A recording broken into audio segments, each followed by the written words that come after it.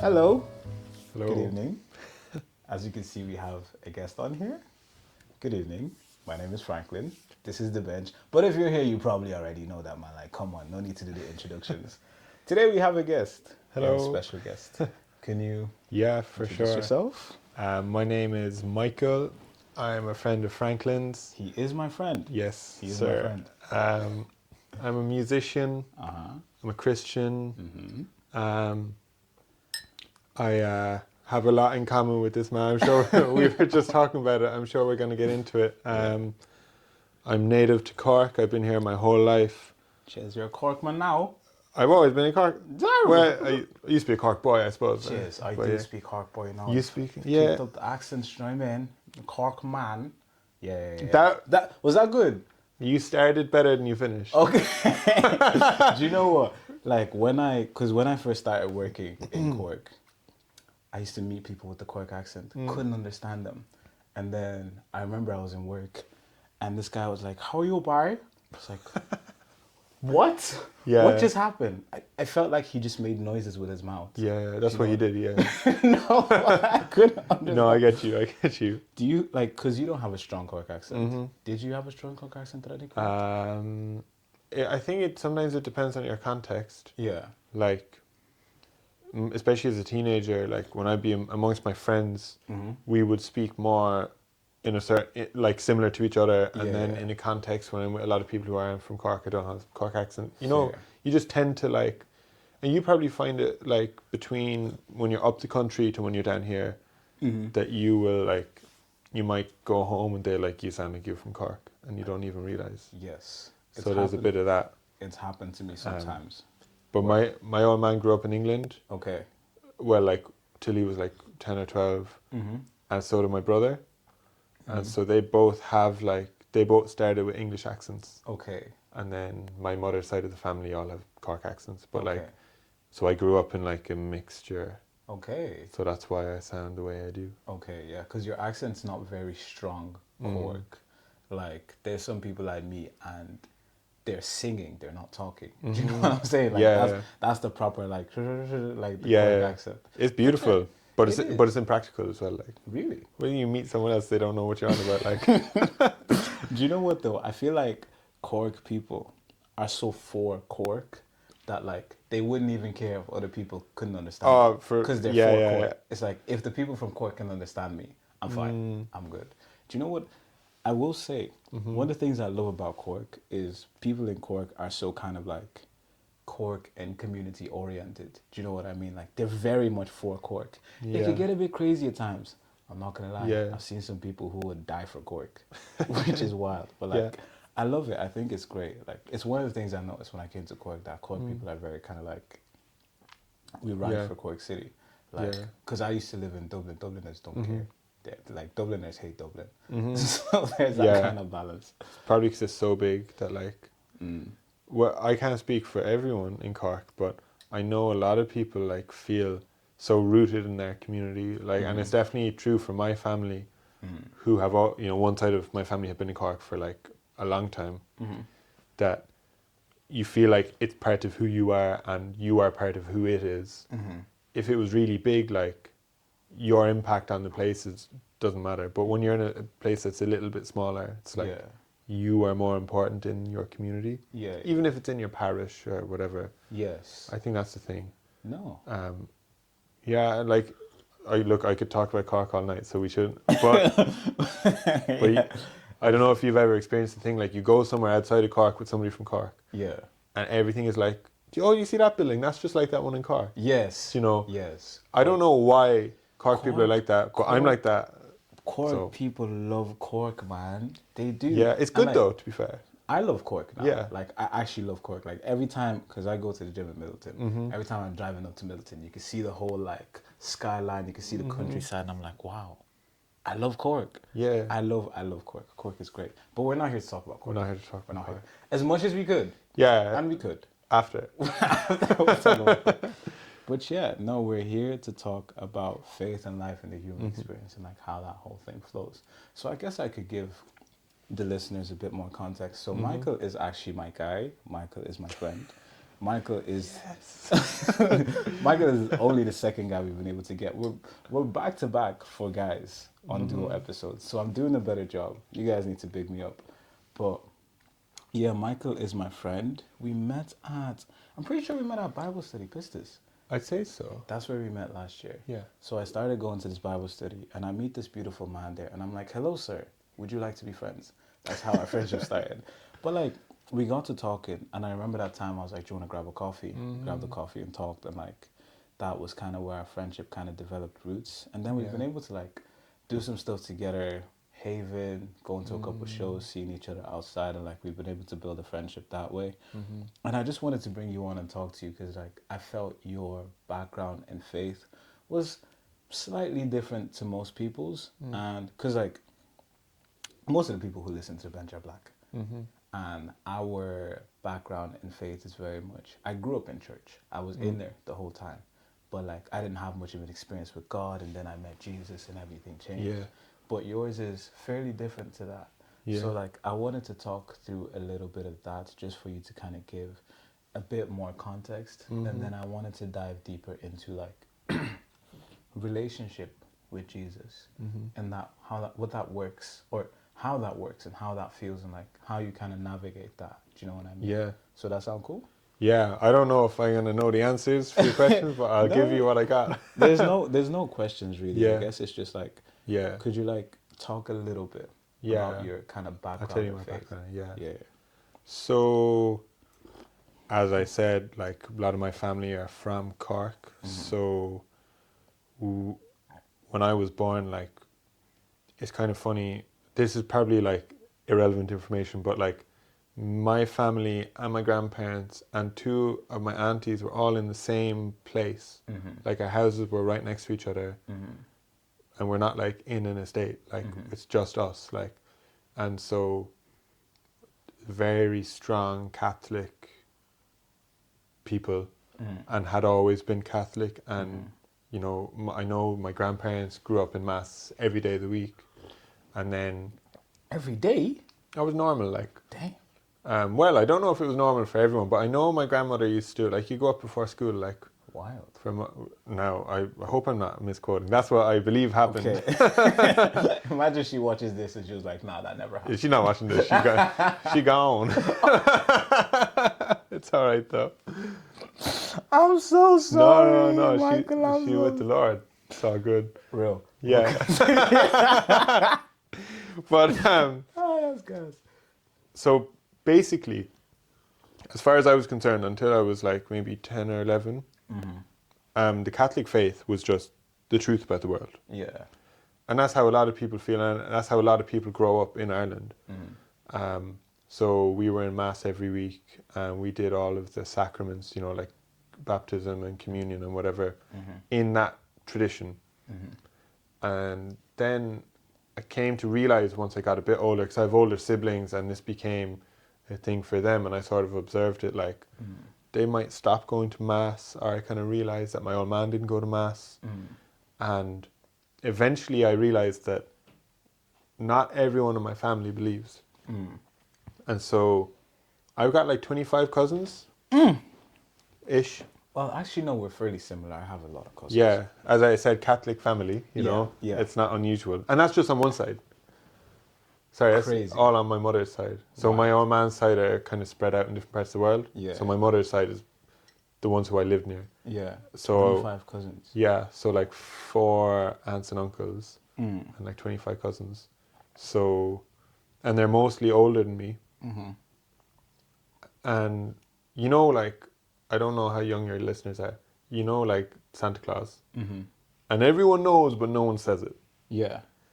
It was a bit like that. Yes. Where like a lot of the cousins of an age, you know, they were all a bit older than me, and some of the people of my parents' generation like don't believe, but they're not saying it. Exactly. Because firstly, they don't want to get in trouble with their elders, and they don't want, like, they don't think it matters. They think it's a foolish belief or whatever. But like, say for my grandmother, that's eternity. It really matters to her. Yeah. And in a way, it's like they were lying to her out of trying to be kind, because they don't want her to be concerned about their eternal damnation. Yeah. But at the same time, they're lying to her. It's a sticky one. Mm-hmm.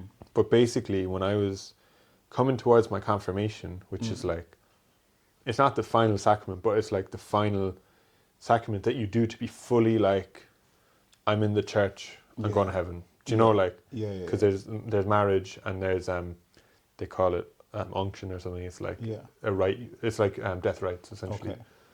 I think. I never got it, so I don't know. Listen, I'm as clueless as you, bro. Yeah. Well, I should know. Like, I grew up in this, but I was like, yeah, I don't believe anymore. And no one really convinced me otherwise. I was like, that's crazy.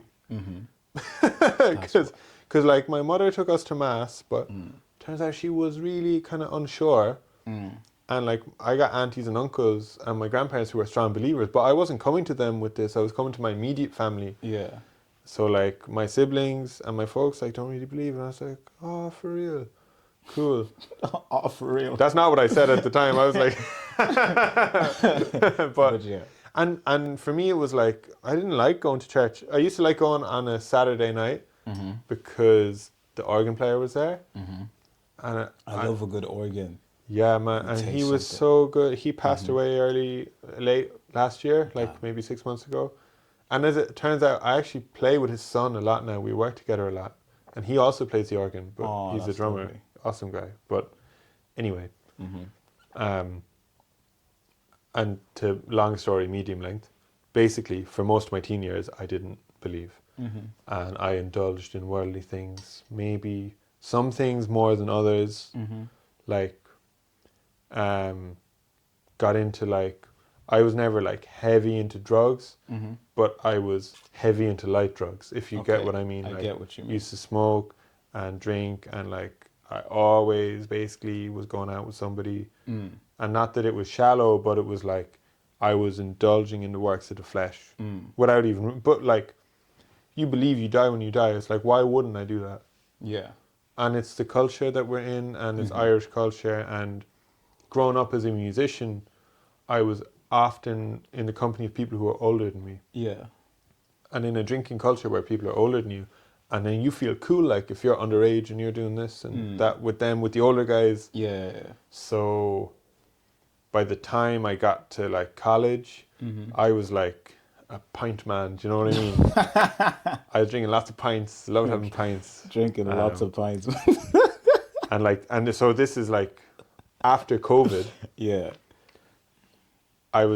We got back into the world, like I started going to college, and over the next like maybe 2 years, like I just kind of dug myself into a hole of like, and it crept up on me, and it was kind of funny, like an alcoholic, in a rough way of saying it, nice guy, but you know, has a drink problem, said to me, he was like, yeah, alcoholism is like, it's one of those isms that kind of sneaks up on you. And I was like, I'm sorry. I understand he's being serious, but that's a hilarious. It's a funny way of saying it, yeah. It's like, yo, listen, alcoholism, it creeps up on you, bro. It's true. Wild. It's true, though. Yeah. And then I was like, whoa, I'm drinking too much. Yeah. And I started, because I was like, I wouldn't say, what do they call it, like a high achieving alcoholic or whatever. Do you know, like someone high functioning? High functioning, yeah. And I don't, some people say alcoholic is too strong a term, but like basically I had a problem with drinking. Yeah. And I used to be able to like do it and then show up the next day, and I was blessed in a way that the thing I was doing I was particularly good at. You know, I studied music in college, and I worked really hard as a teenager so that my level was a bit ahead of my age. So I was getting away with stuff. Yeah. But then eventually, like the work I was doing like decreased in value and quality, like what I was putting in, and the drinking was increasing, and I was still able to work, so I had money to drink. And then I started missing stuff. I would not show up for, I remember once I didn't show up for a recording session. I was literally down the road. Gas. The people were walking in and they were like, are you coming, Mike? And it was like midday. It was a sunny day. I was like, well, I'll have a few pints. And I didn't go home that day. I was out and I did a gig in the middle. Wild. And like, it sounds crazy now. And at the time I was like, this is class. And I didn't realize people were like writing me off their lists. They're like, no, this guy's unreliable. He's got a problem with drink. He can't do this. He can't do that. I'm not calling him anymore. Yeah. And I kind of had a bit of a rock bottom because it was getting in the way of my relationships. It was getting in the way of my work. It was kind of getting in the way of my family life. Like, it's not something we talked about too much, but like a couple of times I just didn't, I stayed somewhere. I was going to come home really late and then I didn't. Yeah. And then I'd be sleeping somewhere else in the morning, not answering my phone. And my parents are like, yeah, where is this guy? Like, yeah. And like we live in a city with a big river in the middle, and so they're always concerned, like, was he hit by a car? Did he fall in the thing? Yeah. Because we know he was probably out drinking loads. Yeah. Because that's what he does at the moment. Yeah. So throughout this whole thing, all my teen years, I kind of lost my faith, but I didn't ever lose my desire for knowledge about truth, because I was always a believer that there is truth out there. Yeah. I just don't think it's the thing that I grew up being told it was. Yeah. And looking back, I think it's because I wasn't really taught the Word of God very well, which most people aren't when they're growing up. And it could have been partly to do with me, partly to do with the teaching, But I was always searching for stuff, was very interested in philosophy and different religions around the world, and read up a lot about them. And I didn't really pray anymore. I had a couple of episodes, like when I was losing my faith, that was like back on it, back off, back on, back off. And then it was just gone. Then essentially I was searching for something, but I thought it would be some sort of academic truth of like, this makes sense now. And I had a friend who she was always a Christian, but she, as far as I know, but she became more outspoken about it and was taking it more seriously. And our other friends, including me, was like, what's she on? Like, does she not know that it's all fake? Like, everybody knows that. Like, yeah. Why does she believe in Santa Claus? Yeah. And it sounds so silly coming out of my mouth now. Oh, look at me now, That's how they get you. But basically, I was like, in my soul, I was crying out for purpose and meaning, because I had a foundation when I grew up, and then I knocked it down. And then I started trying to build on something with no foundation, which led me to all the drinking and all the being unreliable. And like, I started idolizing, like, playing music well. But like being in a relationship was an idol, or doing whatever, for a while it was like a certain sport or whatever was my idol. Yeah. But those things are never strong enough that they're not going to let you down. Yeah. It's not a strong enough foundation for you to lean on without falling. So every time I would like, and if I get into something, I get really into it. Yeah. I get really into something and then it will break down. Get really into something and then it will break down. Yeah. And a couple of years of this, and then I was like, what is the crack here at all? And so this friend, like, I don't know what motivated her to do it with me. Like, I think she just felt led, like, but was like, hey, I'm going to this service this weekend. There's some guy over from America talking. You might find it interesting. And basically, I went there and I got saved that day, and it was like kind of wild. Yeah, and there was people there, and a bunch of people I didn't know, and a few people I knew actually were there. But what I didn't expect was I could feel the presence of the Holy Spirit so strongly. And I heard the voice of people saying, I see you, but I'm convinced it was not from them, it was through them. Okay. But it was like I felt God saying, I see you, and I know you're crying out, and I know you've done all this stuff, but here I am. And then pastor led and if you've fallen away from the faith and you want to get back in right standing with God, we're going to pray for that right now. Yeah. Raise your hand if that's you. And that was me. And I remember him saying, I see that hand, which is funny. Like, it's just a funny phrase. Like, everyone had their, eyes closed and their heads were down. It was like, if that's you, raise your hand. And I was like, that's weird. Like, because, you always have inhibitions about stuff. You're like, going to this American church, like, they're going to try and get money from me or something, Sean saying. So I would have like normally been like, I'm not participating in this. This is stupid. Oh, but I put up my hand, and he was like, I see that hand, and it was like, I remember it so vividly. It's like my whole world, the way I perceived it, just like shattered. Wow. Yeah, it was like taking off a blindfold. You know, like I had been living in 2D or something. Yeah. It's like, I see you, and I'm here to get you back. Yeah. Like, thanks God. Shout And out to you. that'll be 2 years in May. Wow. Yeah.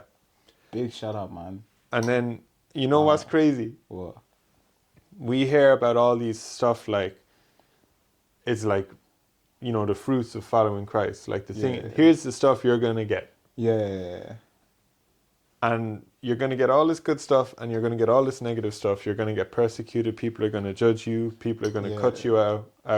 It's going to separate brother from brother. Yeah.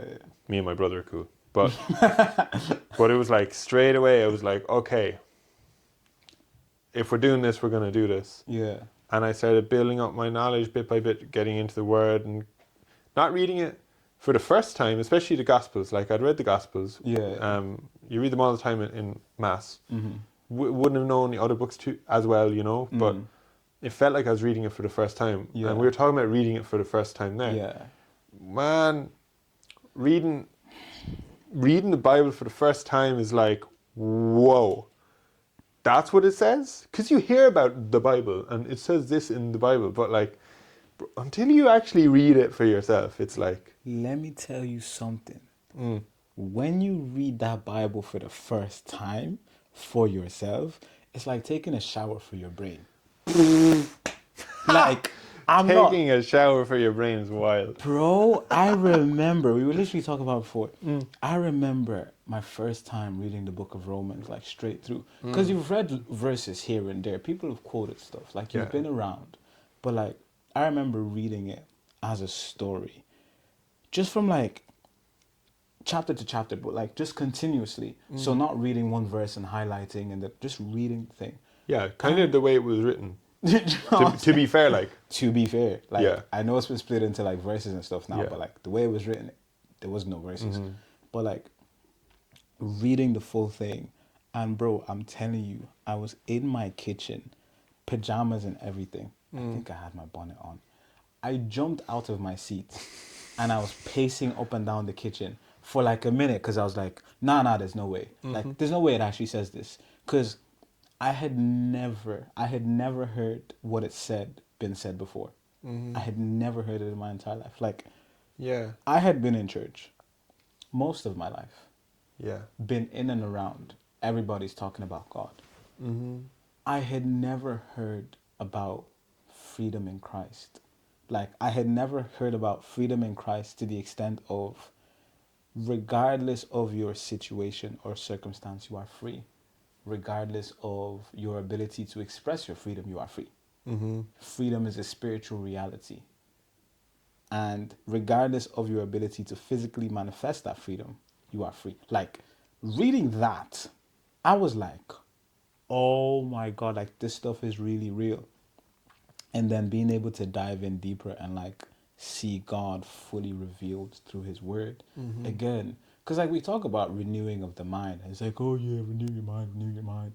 But, like, when you read it and just download new information, it allows you to actually live differently. Because, like, that's what it's supposed to do. Like, you were in the world, you were ignorant of God's ways. You read his word, you take on knowledge of his ways, and then you're able to live them out. Like, that's literally how the whole thing works. So, yeah, man, like, when you read the Bible for yourself, especially for the first time, like, you know what? Like, do you ever watch a TV show and you're like, man, I wish I could get that first time feeling again? Yeah.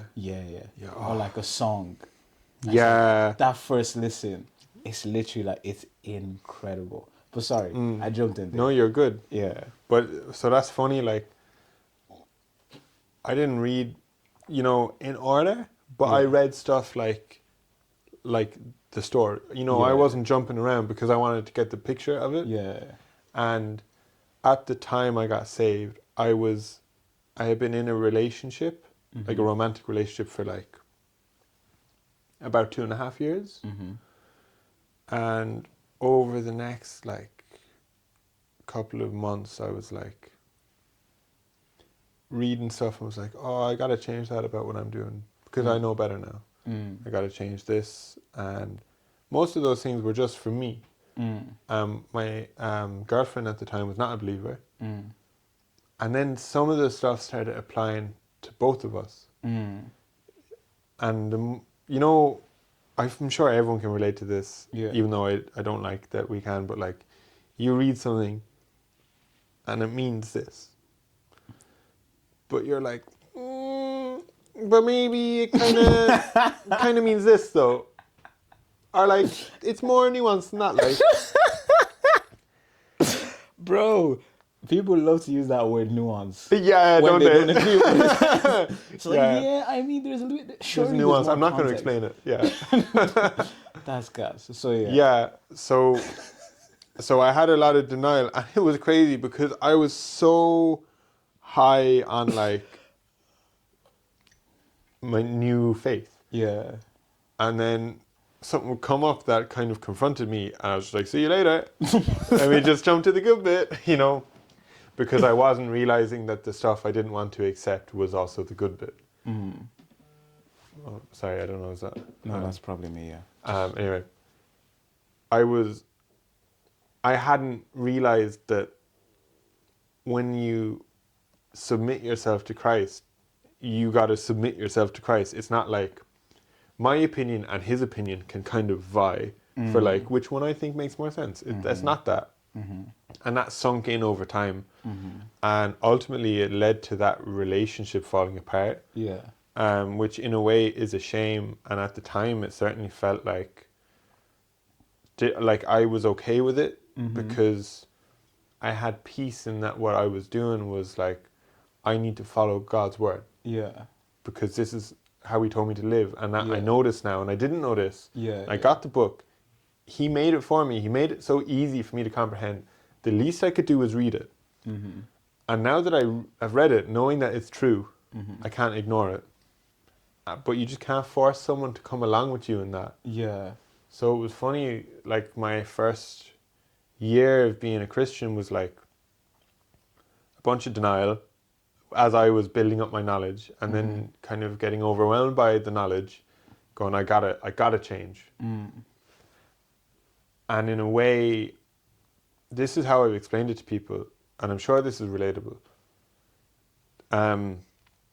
It looked on the surface like my life was falling apart. But spiritually, it was like he was putting away the stuff I didn't need anymore.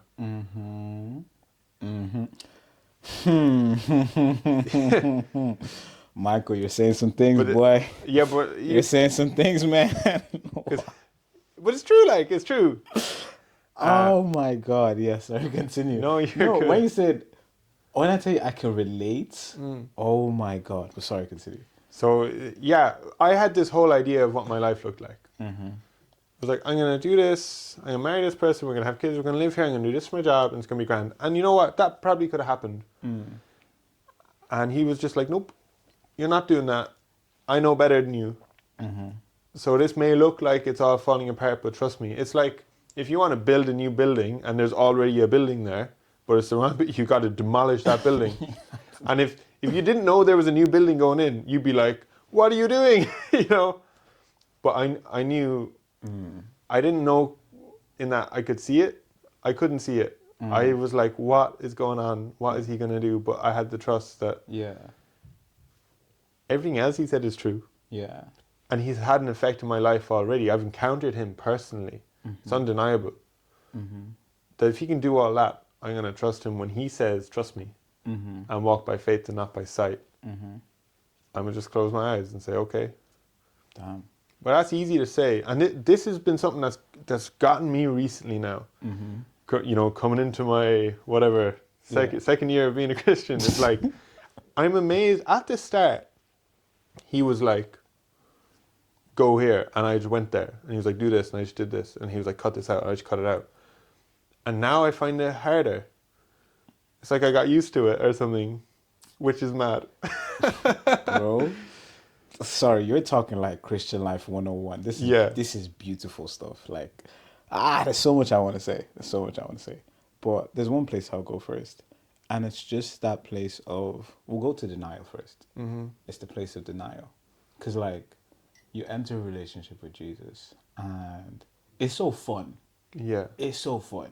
You get radically saved. You can see, like, because that's how it felt for me. Like, I describe it as going from, like, 240p to like 1080, like full color. Like it was like I couldn't see clearly at all, and now I can see everything in full color. And like that's such an intoxicating experience at the start. It's incredible. It's amazing. And then you start getting into the Bible and you're reading it, and like you said, there's hard truths, like because before you enter a relationship with Jesus, everybody has a perception to some extent of like stuff that he said. You know, oh, the good verses, the John 3:16s, the Jeremiah 29:11s, like all those. I will never leave you or forsake you, and I love you, and like everybody knows those, but not many people quote the harder truths that he said about like cutting stuff off or living a certain way or submitting or dying to yourself. Like those wouldn't get as much airtime as the encouraging verses. Yeah. And then you experience those for the first time. It's like, oh, what the heck is like, what do you mean die to yourself? Like, surely there's nuance here. Yeah. Sure, like, Yeah, you don't mean that. surely, You don't mean that. What do you mean? And like, that was so much of my experience of like taking what I felt was good, leaving what I felt was bad. So I was very much like in and out with my faith. Very much like, yeah, I'm gonna hyperfixate on these things and I'm gonna completely ignore these things. But like I think now I've come to realize that like all of it is relevant because all of it is him. Like it would be the equivalent of me meeting you and being like, okay, when you behave like this, you're my friend. When you behave like this, I don't know you. Do you know what I mean? As opposed to accepting you for who you fully are. It's like relationship 101. When you're in a relationship with someone, you're in a relationship with every part of that person, every aspect of them. Yeah. And like, it led me into so many bad situations where like the consequences of not doing the hard things that he asked me to do, I faced them, I experienced them, and they hurt. I think it was interesting though, because like you were talking about him moving stuff out the way and essentially demolishing the old building so he can put a new building. Like I experienced that in such a crazy way. I think it was my second year. Yeah, like a bit past my first year, so like a year and a half into being a Christian. And I remember like I had done all the things, lockdown came, everybody thought rapture is about to happen like any second now. Like lockdown was a crazy time. For Christians, oh my God, lockdown was an insane time. I would love to have an episode and just talk about lockdown. Yeah. Because everybody lost their flipping mind. I remember in lockdown, there was this lady who did a prophecy thing. I'm a bob, I'm a jig. And she posted it on her Instagram story. Yeah. And it was like, Jesus appeared to me in a vision and he said he's coming back soon. And all you people have to repent now. You're going to hell. He said you're listening to music he doesn't like. You're watching stuff he doesn't like. And when he comes back, he's going to send you to hell. And it was just hell. It was all about hell. And Yay. Bag of laughs, yeah. I got so terrified. I remember because like everybody was sharing it on their stories. Again, like the world has essentially gone dark. Yeah. Everybody's locked up in their house. And then this person comes and says this thing. Everybody loses their mind. I lose my mind. I'm like, oh my God, I need to like get back into like right standing with God unless I'll go to hell. And then I started like aggressively reading my Bible, aggressively praying. I remember Aggressively is funny. No, because that's how. Yeah. There was a day I read the Bible for 5 hours. Like I was like, if I don't download this Bible and etch it into my brain, I'm going to hell. And like that was one of the foundations that was built. Then add that on to like growing up in a very sort of like cultural Nigerian church where it's all about works. And then my Yeah. faith became solely about works, solely about how much I can do and like how strong I can be and like how much I can push myself. That led to the natural end of burnouts and tiredness and like depression. And I remember I was so depressed, and it was such a confusing thing because like even like learning about God and reading the Bible, you read about joy. You have joy. You have peace.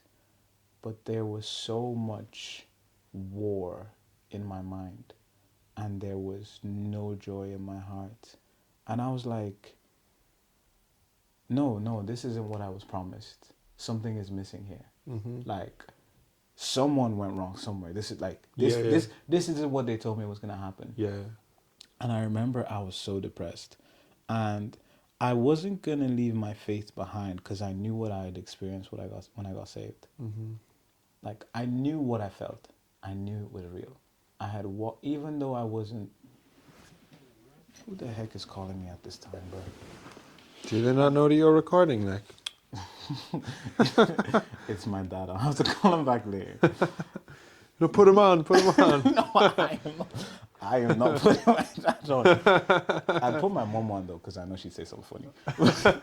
But what you call it? Yeah, like I was so depressed, but I wasn't gonna abandon my faith. And I remember it was like it was surrounded by a bunch of conversation. And I remember one day I prayed and I was like, God, I don't know what the heck is going on, man. I don't know what the heck this is. I don't understand none of this. So from now on, what I'm going to do, I'm actually just going to be real. Like, I'm going to be real honest and straight up with you. If I don't understand, I'm going to say I don't understand. If I don't like stuff, I'm going to say I don't like stuff. If I'm not feeling it, I'm going to tell you straight up, I'm not feeling it. So, like, essentially, I decided I was going to stop pretending. Yeah. I was like, I'm going to stop pretending for you. And let's see how that works. So, in that period, there wasn't much Bible reading. In that period, there wasn't nearly as much prayer. But there was, I'm going to have to put this on D&D. But there was just a lot more, like, actual seeking to know God and to understand Him and to have a relationship. That was the period when I started reading my Bible and, like, reading to learn. That was the period where I started, like, looking for understanding as opposed to looking to learn something cool so I can say it to someone and they think I'm cool for having that knowledge. Do you know what I mean? Yeah. Like, that was the point where my faith changed. And it was weird because after that, I was actually able to accept a lot of the difficult things. Like, it was after that because before, when it was all in my strength, I'd see something and I'm like, yeah, let's just ignore that. Let's fast for a full day instead. Do you know what I mean? But like, after taking the time to try and just approach it with a more sober mind, you know what, let's actually try and understand this stuff. And let's approach God as if He's real and not just this figure. I was able to accept the difficult truths more because it's like, okay, this is a person I'm dealing with. This person has standards. They want me to match that standard. Like, that is an expression of their love for me. That's them wanting the best for me. And like, being able to even try, being able to have faith in difficult things that He's asking me to do. Like, and one of the things that I appreciated was that God started me off small, with small things. Hey, I'm gonna need you to have faith with me in this little thing and that little thing. And like, that was able to build my faith to Him asking me to have faith in Him in bigger things. Like, I remember there was one really simple one. I was in college. It was my master's year. And like, the year before had been so crazy and turbulent, and I was struggling. I was going through a really hard time. Because that's what a master's would do to you. Give you a really hard time. Bro, it was a... Oh my God. I was going through a really hard time. And I remember Sunday morning, because I used to go to church with my friends. Sunday morning came, and I wasn't going to go to church. I was like, man, F it. I'm going to stay at home. I'm going to wallow in this room. I'm not going anywhere. I've been there. Bro. And then I text my friend. She's on a flight on holidays. She's like, she was at the airport. She's like, I'm not coming to church, bro. You have to go alone. I had never gone without her. It was her church. And I was like, well, I guess I'm not going to church. I took off my church clothes. I put on my pajamas. As I was about to enter back into the bed, the Holy Spirit was like, go to church. I'm like, no. It's like, go to church. I'm like, no. And then a third time he's like, go to church. And I was like, ugh, like, I can't pretend I'm not hearing your voice, man. Like, let's be real. So I put on my stuff and I went to church, and like, there's a whole kind of testimony that came from that, but I won't even focus on that. But like, being able to experience God in things as mundane as, hey, I'm gonna need you to go to church today, or could you talk to this person, or do this way instead of that way. Like, starting at that point with God helped me actually build a relationship with him. Yeah. Like, to be able to trust him in small things. Because like, if you can't trust God in small things, you are not going to trust him in big things. It's just not going to happen. It's just not going to happen. If you can't have a relationship with him in small, mundane things, everyday things, you can't have a relationship with him in bigger things. So like, kind of what you were talking about, just in terms of like having that whole almost like wrestle and growing up period. Like, I can resonate with that so much, because like, that's how I can sit here as I am today and be like, hey man, this is how this stuff works. Because like, I was in there. Yeah. When I tell you I was in there, and it was messy. Like, one of the things I struggled with the most when I became a Christian was like perfectionism, wanting to do everything right. Like, that's one of the ways you and I are similar. Like, I work hard. Yeah. Like, I'm Nigerian. That's how we grew up. I work hard. My mom used to wake us up at 5 a.m.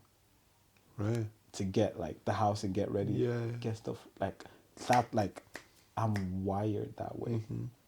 Like, even academically, we were wired to like go and be the best and all that kind of stuff. So like, I was very much of the mindset of like, whatever I do, I'm gonna be the best at it. I became a Christian, and it was like, well, I guess I'm gonna be the best Christian there's ever been. Let me tell you something. Good luck. I'm gonna be Christian man 101, and that led to his natural conclusion of just like slamming my head into the wall like a moron. Yeah. And being like, God, why did I hurt myself? Ooh. What? Sorry to cut you off, but what was your motivation for being the best Christian? I think it was. Damn, that's a good question. I think it was from not feeling like I'm good enough. Yeah. I think it was from not feeling like I'm good enough. Because, like, when I find myself overcompensating, it's because I feel like I'm not good enough. So I need to bridge the gap. And, like, that was what I experienced in faith as well. It was like, everybody's a better Christian than me. Everybody's doing it right. I need to catch up. Yeah. So let me work extra hard. Yeah. Can you relate with that? Yeah, man. We were talking about it before, and like, that sounds like pride. Because it's like an unwillingness to accept where I'm at. Oh, Lord. Michael, you're saying some things, man. Wow. It's true though, and it's like, because it doesn't,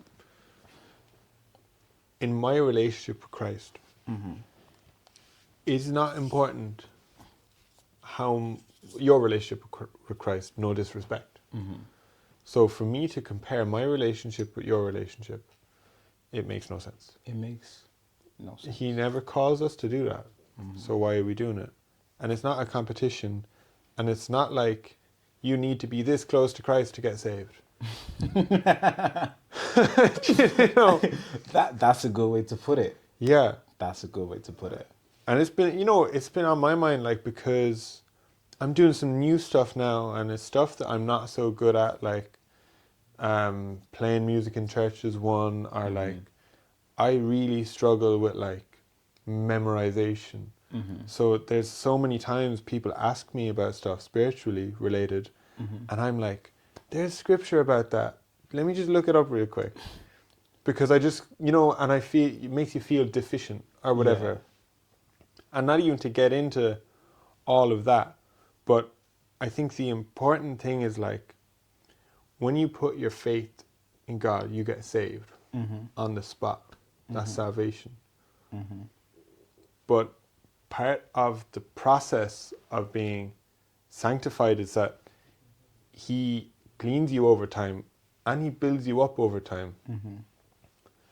So if you just focus on your kingdom seeking, he will provide everything else. And that means focus on the kingdom. It doesn't mean focus on the other guy who's focusing on the kingdom, who does the thing that you want to do. Because you want to do it because it's you, and it's your pride wants you to do it. If God wanted you to do it and you were seeking the kingdom, he's going to tell you to do it. And then you can do it. You're going to be equipped to do it. If you're not equipped to do it right now, he probably hasn't told you to do it. So why are you trying to do it? He's telling you to do something else. And it, Like, yeah. I'm sorry, man. You're like, I, it's so funny. This is where we've come to. This was part of the faith crisis that I had, because I was on Instagram all day looking at other Christians be Christians. Yeah, be perfect Christians. Be perfect yeah, Christians. Yeah. I know those guys, yeah. There was this particular lady who was so kind of like boom, boom, boom, boom, boom, boom, boom. So fire, fire, fire, fire, fire. And like, she spoke in such eloquent words, and like, she spoke with such power and authority, and she was always like, go, go, go, do, do, do. The kingdom is coming now, everybody. You know what I'm saying? And like, I just wasn't like that. Yeah. I just wasn't like that. Like, I'm not like that as a person. I'm actually very mellow. You're quite chill. I'm quite chill. Yeah. And like, I felt so guilty being the way that I am, because I wasn't like her. Because I wasn't go, go, go. Because I wasn't do, do, do. Especially when it came to my faith. Because I wasn't like... Because I'm quite chill. In like, on a day-to-day thing, I'm quite chill. Do you know what I mean? And it made me so guilty, and it made me so angry with myself, because I was like, man, why don't I care as much as she cares? Why aren't I on fire as much as she's on fire? All that type of stuff. And then like, it led to a lot of performance. And like, coming out of the crisis, I realized, oh my God, I was faith watching. So faith watching is essentially when you're looking at someone else's faith or their approach to faith as a template for how you should approach your faith. So you're basically doing what they do. But like, faith watching is in direct opposition to following Jesus Christ, because you're following people. Yeah. And I wish, oh my days, I wish someone would have told me that. Or like, well, if I was following Christ, nobody would have to tell me that. But like, I wish like I had some more context to it. But because I was just following people. I was trying to do what people were doing. I was trying to be like people were being. Like, I was trying to perform like they were performing, and like have satisfaction in my performance. But like you were saying, learning how to actually be where you are at whatever level that is. And like literally, that's what happened to me when I put away all the BS, and I was like, hey God, I'm gonna be so real with you. Like, I started talking to God like I talk now. I was like, listen, bro, like, I'll be so real. I don't understand XYZ. I don't like XYZ. And quite frankly, I don't fully trust you. And let's start here. And he already knew that. You just weren't telling him. I just wasn't, I wasn't acting like it. It's a good step, though. It's, man, like, if I could give anybody advice who wants to experience God on a more real level, try being yourself. Like, that's serious. Like, try being yourself. Like, I stopped using flowery words when I talk to God. Because, hey, I read books, man. Like, I know some big Englishes. King James. Huh? Do you know what I'm saying? I was throwing around some big words when I was praying. And then I just started being like, hey, yo, I'm really so real, man. Today was terrible. What the heck was that? Like, can we not do that again? I started throwing jokes in my prayers, man. It was great. It was great. But yeah, like, learning how to be where you are and eliminating faith watching. It's one of the things that makes me feel a bit sad, because I know that there is someone that feels like they are not. I know that there's someone that feels like they are not doing enough in their faith because they have seen me on the bench. Because there's clips flying around all the time.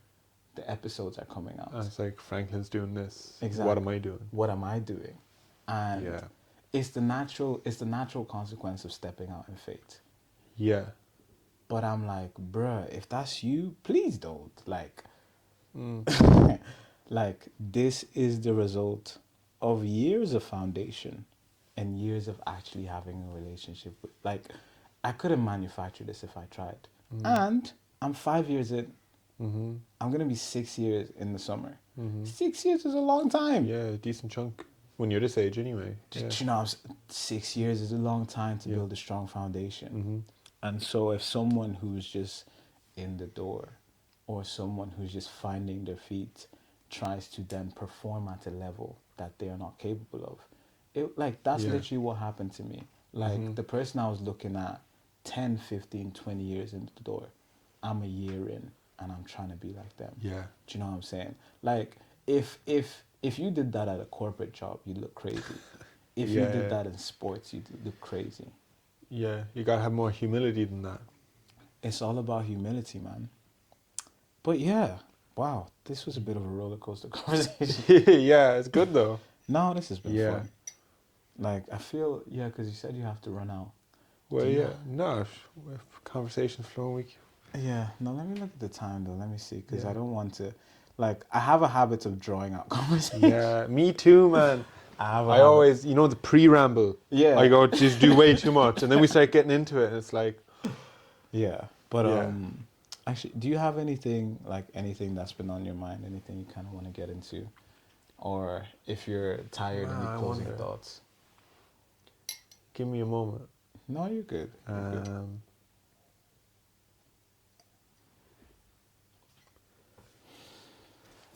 All I say is this. I'm nearly 2 years into this. You're nearly 6 years into this. I listened to a sermon online yesterday. You probably listened to it as well. It was Cliff Connectley. He puts his Sunday services up. Man, do you listen to them? They're really good. And he's I don't know how old he is. I don't want to guess, but he's more than 50 years into it. And he's like, I'm still a broken sinner. Like, in that he still needs God today as much as he needed God 50 years ago. And I found out with myself recently is like, I stumbled and I was like, I can't believe I stumbled that much in one go. The righteous man falls 7 times and rises again. Talk about it. So, we good. But I was like, wow. And I know you do it too. And it's like, when am I going to get better that I don't, because the Bible talks about perfecting us. But not in this life are we going to be perfected. And this guy is 50 years in it. And he's like, man, I still need God just as much today as I ever did. And I know some people who have been down the line for a while. And I think this is where I was. They start to forget how much they needed God the day they cried out to him in the first place. Yes. So my closing thought is I would like to encourage anyone who has been down the line for a while, who is feeling one way or another, that you get used to having a sort of relationship with God, and then you're like, I'm grand though. Or you're not as on fire as you used to be. Is that we need him just as much as we always needed him. Like, there's nothing profound, like there's no one-liner, bang, bang, bang. just let's all get on our knees tomorrow and the day after and the day after. No matter how well we think we're doing or how well we've been doing, we're only doing well by his grace. Amen, bro. So let's not forget that. It's easy to take him for granted. That's what I'm trying to think of. It's easy to take God for granted, but we need him as much now as we ever have. Cliff Netchley? He's good, isn't he? Oh my God. I love how he... I want him to be my dad. Yeah. I love that, Yeah, he's good. There's something about the guy, because when I became a Christian, I started listening to a bunch of preachers. It was all Sunday morning theatrics. Yeah. this brother stands circled by a bunch of students on a campus. It gets roasted. And he's just having real honest conversations about God, addressing their difficult questions. Like, talk about going out and spreading the gospel, talking about being real and authentic. Like, he's there in the places with the people and having conversations, and like he's doing it in love, and he has so much wisdom and knowledge, yet there's so much humility about the way he approaches it. Like, yeah, he keeps it real. Like, I don't listen to sermons. I can't. Really? Honestly, like, I can't stand sermons, which is weird because I talk so much. But actually, I can't stand sermons. I don't listen to sermons. I listen to a lot of conversations though. So like, the recent upturn in podcasts or Christian podcasts has been amazing because I love listening to those type of conversations. Yeah. But like, I've watched a lot of his like videos on campuses and like seen a lot of his clips, and I'm like, I love this guy, man. Yeah. I think in my eyes, he embodies the type of Christianity that I would like to live out. Like, because everybody, we all are drawn to certain ways of expressing Christ. I'm drawn to that because like, it's so, in my eyes, it's so extraordinarily ordinary. It's so kind of like, Jesus is so deeply etched into my heart, I could express him on a random sunny day in the middle of the street. We're just having a conversation. Do you know what I mean? Now, I love Cliff Nash. But you got to be careful though, that you don't put Cliff. Oh, absolutely. And I know you're not saying that, but you know, just from what we were talking about 5 minutes ago, you know, not putting him on a pedestal. It's not Cliff does this, so I should do this. Yeah. But he's a good example. He is a person who is like a beacon for Christ's light. Exactly. In my experience. Some people don't like him. Yeah, I know some people. It's always going to be the case. Bruh, honestly, like, even when it comes to preachers and teachers, I realized some people are just like, people just gravitate towards like different modes of expression and like different modes of like talking about Christ and expressing him and like being yourself. So like, everybody has their thing. And I think it's important to like not bash other things and just be like, do you know what, that doesn't really appeal to me. Like, there's certain preachers that when their sermon comes on, I turn it off. Yeah. And that's not me hating. I actually just don't like listening to them. Yeah. Like, it's not that they're not speaking truth or anything. I just don't like them. Yeah. Not every sermon is for every believer. Like, do you know what I'm saying? Yeah. But yeah, no, I do think we've come to the end though. Yeah. I do think we've come to the end. Thank you for having me. Bro. It's a pleasure. This was so much fun. Do you see how I'm smiling right now? Yeah. Yeah. You know what I'm saying? Like, this was so much We got to talk more. We do. No, like, we're gonna have more time. Awesome. But yeah, have you got anything coming on that you want to tell the people about? Check out my boy Michael Riord. We got anybody in Newbridge listening to the podcast? Sunday morning gathering of Light Church in the Odeon Cinema. It's awesome. I'm gonna come through. You gotta come. Listen, you gotta come. Gathering of Light, if I Newbridge. need to jump in the car with you. Yeah, man. Just let me know. Okay, we'll plan we go it up out on Sunday mornings. Yeah, we'll plan it out on the Sunday. Awesome. But yeah, this has been Michael. I'm trying to think. Do we have anything coming up? Do you know? I never announced it on the episodes. Our podcast made it to the radio. Yes, we did. That's awesome. We made it to the radio. So Wednesday nights. It's a UCB initiative. Damn, what's it called again? Full access. Full access. This is so. That's bad. why I'm really here. That's got a clipboard over here with all the details. Yeah, UCB Full Access. The bench is now available on UCB Full Access. Yeah. The episodes air on Wednesdays at 8 p.m.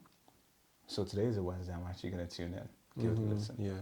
But the episodes air on Wednesdays at 8 p.m. I think you can catch them on demand as well. I'm not too sure, but yeah. Shout out to Michaela. Michaela reached out to us. She was like, "Hey, do you want to get the episodes on the bench? We love what you do." Shout out to UCB. I've been a big UCB fan since day one. Yeah. Because they do the devotionals. Yeah. I remember they used to give the devotionals out in church. And like, if I wasn't feeling the sermon, I just opened the devotion. I'm like, just read it along. This is better. Yeah. But yeah, shout out UCB, man. Shout out Full Access. Shout out all the people there. And like, there's a bunch of other shows on there as well. So like, I know Hope is on there. She has a show. I know Flip. I can't remember his name. I think it's Joseph. No, Joel. Joel is on there. He does a show. Oh, Ballincollig Joel. No, No, not no. not Joel. I He's listened a to guy that. from- Yeah, I he's a listened to guy. that.